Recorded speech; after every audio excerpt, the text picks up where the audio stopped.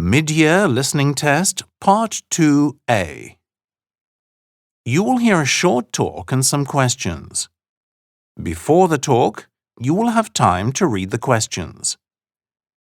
Listen to the talk about the Great Pacific Garbage Patch and choose the best answer from the answer choices A, B, C, and D.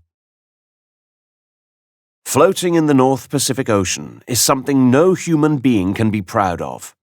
The Great Pacific Garbage Patch, otherwise known as the Eastern Garbage Patch or the Pacific Trash Vortex. Whichever name you choose to use, it's shocking.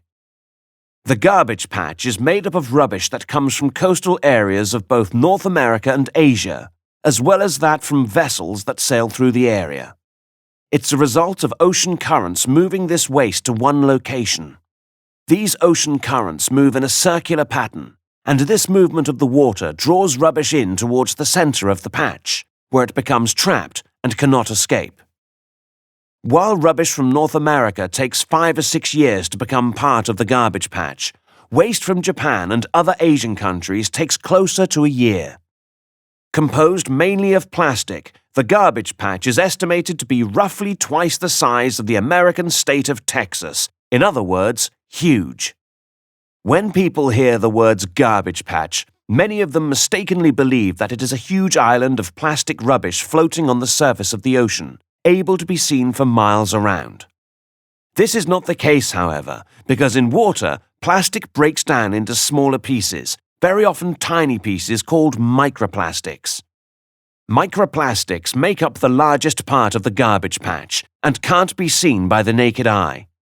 Once the plastic pieces become small enough, they can be eaten by sea creatures, which means they enter the food chain and may even end up on our plates.